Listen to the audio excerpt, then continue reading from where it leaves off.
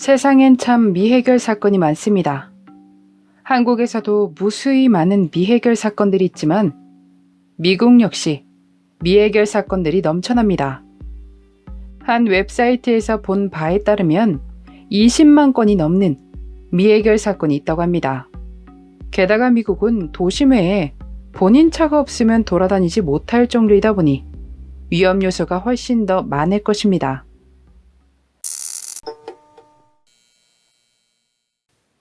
(1985년) 사슴을 잡으려 사냥을 나선 두 형제가 뉴햄프셔 베어브룩 공원 인근 사유지에서 드럼통을 발견했습니다.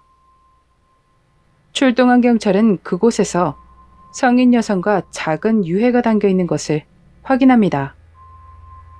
수사를 벌이긴 했지만 목격자를 찾을 수 없었고 별다른 수확을 얻지 못했습니다.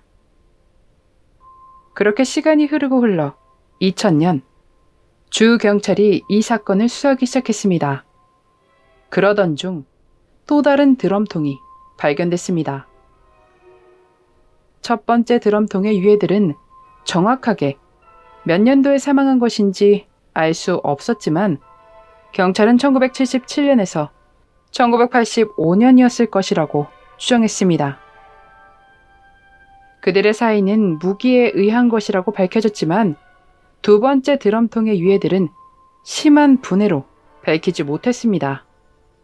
사실 첫 번째 드럼통은 사냥꾼이 제일 먼저 발견했던 것이 아니었습니다. 근처에 살던 아이들이 숲에서 놀다가 드럼통을 발견하고 굴려서 가지고 놀다가 사냥꾼이 발견한 위치까지 가지고 갔고 거기서 사냥꾼이 발견한 뒤 경찰에 신고한 것이었습니다. 참 이상하죠? 두 번째 드럼통은 어째서 한 달, 두 달도 아닌 15년 뒤에 발견된 것일까요? 이 드럼통은 수사관이 현장으로 차를 몰고 가서 이동식 주택과 공원과 근접한 위치에 드럼통을 소유하고 있는 사람이 있는지 확인을 하다가 발견하게 된 것입니다. 후에 4사람은 DNA 조사가 이루어졌는데 3명은 가족으로 조사됐으며 나머지 1명은 확인되지 않았지만 아마도 가족의 일원이 아닐까 추측했습니다. 놀랍지 않습니까? 한 가족이 한순간에 사라졌는데 누구 하나 찾지 않았다는 것이. 수석 법의학 전문가에 따르면 이 가족은 현지인일 가능성이 높다고 말했으며 법의학 테스트로 확인한 결과 가족이 이 지역에서 적어도 3개월은 살았을 것이라고 말했습니다. 이 사건을 유심히 지켜보던 주민인 론다 렌달은 드럼통이 발견된 곳 근처 주거지역인 가든 트레일러가 의심됐습니다. 그는 자신의 다른 시간까지 투자해가며 마을 사람들에 대해 조사하고 의심이 가는 이들을 추적했습니다. 참 힘들었습니다. 임대료가 저렴하고 근처 교도소와 가깝기에 가석방을 받는 등 범죄 기록이 있는 사람들이 많이 머물렀고 의심되는 사람들이 많았기 때문입니다. 범인은 분명 드럼통이 발견된 사유지에서 시간을 많이 보내던 사람이었을 것이라고 믿어졌습니다.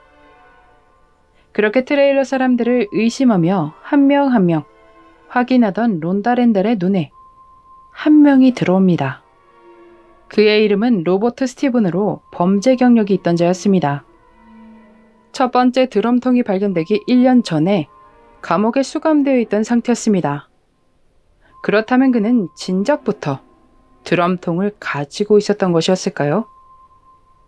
로버트 스티븐의 딸의 말에 따르면 아버지는 창고에 드럼통을 가지고 있었다고 말했고 그의 형은 그가 여러 도구들을 가지고 있었다고 주장했습니다. 동생은 항상 그 도구들을 보관하고 자물쇠로 잠궈뒀었으며 그때 체포됐을 때 내가 아는 바로는 그 무기들은 검사받지 않았었습니다. 안타깝게도 두 번째 드럼통이 발견됐을 때 로버트 스티븐은 감옥에서 사망한 상태였습니다. 그녀는 자신이 시간을 투자해 조사한 결과를 블로그에 게시하고 사람들과 공유하고 있으며 이 사건이 많이 알려져서 관심받기를 희망했습니다. 2013년에 들어서 4명의 얼굴을 복원했고 그들의 얼굴을 드디어 알 수 있게 됩니다. 경찰은 사건 조사를 멈추지 않고 공개 수사로 진행해 왔습니다. 2017년 의심 가는 용의자를 찾아냈으며 2019년 DNA 테스트 결과 드럼통 사건의 피해자들의 신원을 알아낼 수 있었습니다. 2017년에 찾아낸 용의자는 신원을 감추고 있던 자로 그의 첫 번째 아들의 DNA를 받아 추적한 결과 그의 본명이 테리 페더 라스무센이라는 것을 확인할 수 있었습니다. 1981년 당시 사귀던 여자친구는 그와 함께일 때 사라졌습니다. 그리고 그 뒤에 은순준이라는 여성을 만나 2001년에 결혼까지 했습니다. 2002년 6월이 지나고 은순준의 친구는 그녀를 볼 수 없자 이상함을 느끼고 경찰에 신고했습니다.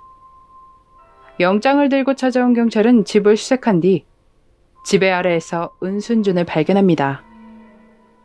그는 이 사건으로 15년의 형을 선고받고 감옥에 수감되어 있다가 2010년 12월 28일 사망했습니다. 2019년 경찰과 FBI는 기자회견을 열어 베어브룩 사건의 4사람 중 3사람의 신원을 밝힙니다. 엘리자베스 허니처치, 그리고 2딸 마리 엘리자베스 본, 세라 린 맥워터스였습니다. 그러나 나머지 1명의 신원은 여전히 밝혀지지 않았습니다. 허니처치는 라스무센과 연인으로 지낼 당시 사라졌다고 발표했습니다. 그녀는 어머니와 말다툼을 벌이고 집을 나온 뒤 연락을 쭉 하지 않았었기에 가족들 역시 몰랐던 것 같습니다. 그렇게 가족들은 딸의 남자친구인 라스무센을 소개받았던 그날인 1978년 추수감사절에 그들을 마지막으로 보게 됩니다. 실제로 너무나도 수상하게 사라진 사람들 옆에는 늘 라스무센이 있었기에 그가 가장 큰 의심이 드는 용의자가 맞는 것 같습니다.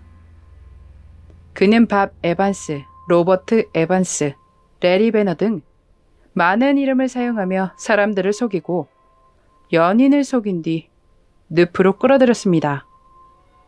그렇게 가명을 쓰며 자신을 바꾸고 다녔기에 라스무센은 카멜레온 킬러라는 별명이 붙게 됐습니다.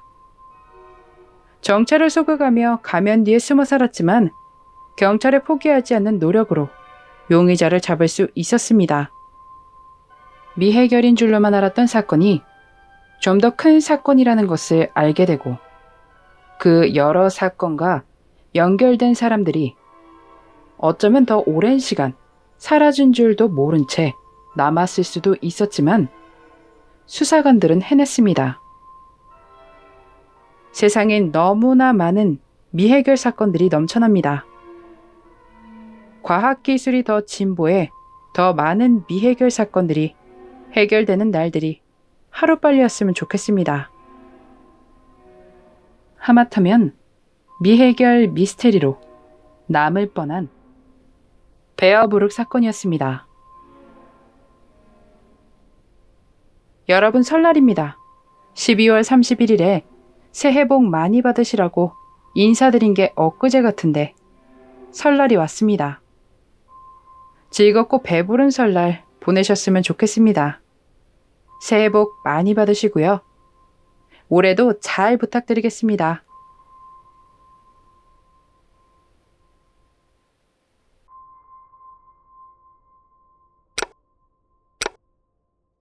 마지막까지 시청해주셔서 감사합니다. 좋아요와 구독은 저에게 큰 힘을 줍니다. 오늘 하루도 수고하셨습니다. 좋은 밤 보내세요.